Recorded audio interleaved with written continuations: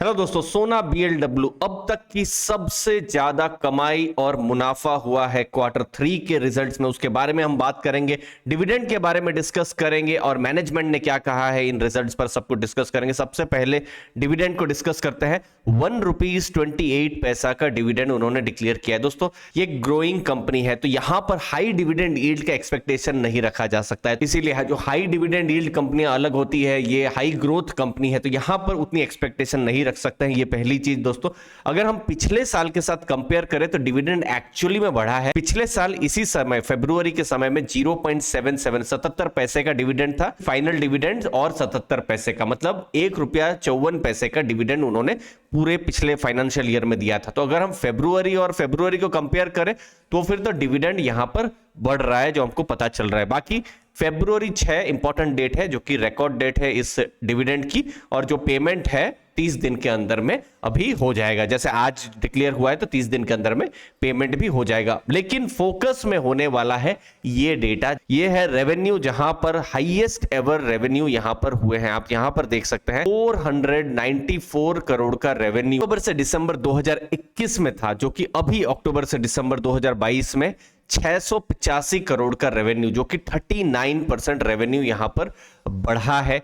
फिर हम एबिटा की बात करेंगे, क्योंकि देखिए रेवेन्यू है तो फिर कंपनी ने खर्चे भी किए होंगे, तो जो भी इंटरेस्ट है, टैक्सेस हैं, डेप्रिसिएशन, उन सब खर्चों के पहले कंपनी ने नेट नेट कितना कमाया है वो है एबिटा। तो एबिटा आप देख सकते हैं 130 करोड़ से बढ़कर 186 करोड़ हुआ है, मतलब 43% ये एबिटा बढ़ा है। और यहां पर सबसे इंटरेस्टिंग चीज ये रही है, स्टील के प्राइसेस ज्यादा होने के बावजूद भी जो मार्जिन्स हैं वो भी बढ़े हैं। तो ये एक बहुत बड़ा पॉजिटिव है कि रेवेन्यू भी बढ़ा है, एबिटा भी बढ़ा है और मार्जिन्स भी बढ़े हैं। प्रॉफिट्स की हम अगर बात करें तो 86.4 करोड़ से प्रॉफिट 107 करोड़ यहां पर बढ़ा है। तो ओवरऑल ये जो नंबर है कंपनी की हिस्ट्री में अब तक के सबसे अच्छे, जो 3 महीने के जो रिजल्ट है अब तक के सबसे अच्छे रिजल्ट्स आप देख सकते हैं। अगली चीज है इलेक्ट्रिक व्हीकल्स। देखिए ऑटो एंसिलरी कंपनी है सोना कॉमस्टार, और वहां पर अभी अगर आप 9 महीनों का अगर आप बात करेंगे तो 25% रेवेन्यू इलेक्ट्रिक व्हीकल और रिलेटेड प्रोजेक्ट से यहां पर आ रहा है, और इन 9 महीनों का 31% का ग्रोथ है। यहां पर नए कॉन्ट्रैक्ट्स भी उनको मिले हैं। देखिए टोटल 37 प्रोग्राम्स थे जब सितंबर एंड हुआ था, दिसंबर एंड होते होते उनको और 4 प्रोग्राम मिले हैं, मतलब अभी टोटल 41 प्रोग्राम है। और जब हम ऑटो एंसिलरी को एनालाइज करते हैं तो जरूरी हो जाता है कि ऑर्डर बुक को देखा जाए। ऑर्डर बुक अगर बढ़ती रहे तो क्या है कि भविष्य के रेवेन्यू की एक आपको गाइडेंस मिल सकती है, विजिबिलिटी मिल सकती है। तो आप देख सकते हैं जब सितंबर क्वार्टर खत्म हुआ था तो ये 20,500 करोड़ की ये ऑर्डर बुक थी। 900 करोड़ की जो ऑर्डर है वो कंज्यूम हो गए, मतलब जो भी प्रोडक्ट्स थे बनाने थे वो खत्म हो गए। अब उन्होंने 4,200 करोड़ के ऑर्डर्स उनको नए मिले। तो टोटल ऑर्डर बुक अगर आप देखेंगे 23,800 करोड़ की ये ऑर्डर बुक आपको देखने को मिल सकती है, जहां पर मैक्सिमम ऑर्डर्स आप देख सकते हैं जो पर्सनल व्हीकल्स हैं वहां पर है, वो भी इलेक्ट्रिक व्हीकल में। नेक्स्ट 2 फंडामेंटल डेटा, एक है return on capital employed, company ने जो खर्चा किया उस पे कितना कमाया है। तो ये आरओसी हमको अभी थोड़ा गिरता हुआ नजर में आ रहा है। इनफैक्ट मार्च में 32.4 था, अभी गिरकर 28.5% हुआ है। स्ट्रॉन्ग कहा जाएगा, लेकिन हम अगर सोना बीएलडब्ल्यू की खुद की हिस्ट्री के साथ कंपेयर करें तो ये उतना स्ट्रॉन्ग नहीं है। रिटर्न ऑन इक्विटी भी अगर आप देखेंगे तो ये भी हमको गिरता हुआ नजर में आ रहा है। ये 36% से गिरकर 26.6% हुआ है। तो ये एक बड़ी गिरावट हमको देखने को मिल रही है। नेक्स्ट है डिफरेंशियल गियर्स और स्टार्टर मोटर्स। दोस्तों ऑटो एंसिलरी कंपनी है और इलेक्ट्रिक व्हीकल्स में ये इंपॉर्टेंट पार्ट्स होते हैं जो व्हील्स में आते हैं, और यहां पर 4.5% से मार्केट शेयर उनका 7.2% डिफरेंशियल गियर्स में बढ़ा है।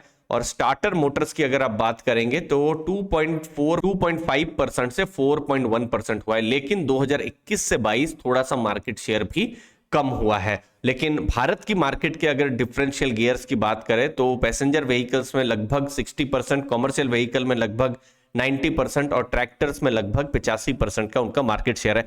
तो इन रिजल्ट्स में बहुत सारे पॉजिटिव्स भी हैं और कुछ नेगेटिव्स भी हैं, जैसे कि आरओसी आरओई का कम होना, टाटा मोटर्स में थोड़ा सा मार्केट शेयर का खोना। लेकिन मैनेजमेंट ने यहां पर क्या कहा है कि हाईएस्ट एवर क्वार्टरली रेवेन्यू और प्रॉफिट्स रहे हैं, एबिटा मार्जिन भी इंक्रीज हुआ है, जो कि स्टील प्राइस इतना महंगा है लेकिन उसके बावजूद भी ये बढ़े हैं। अब कमोडिटी के प्राइसेस भी कम हो रहे हैं, अगर वो कम होंगे तो डायरेक्ट इंपैक्ट या पॉजिटिव इंपैक्ट सोना बीएलडब्ल्यू को मिल सकता है। बाकी उन्होंने अब तक का सबसे बड़ा सिंगल ऑर्डर भी जीता हुआ है। तो ओवरऑल एक स्ट्रॉन्ग नतीजे आए हैं, बहुत सारे हिट्स हैं, बहुत कम मिस हैं। लेकिन जब हम सोना बीएलडब्ल्यू की बात कर रहे हैं तो ऑलरेडी उनका पी रेशियो 72.4 है।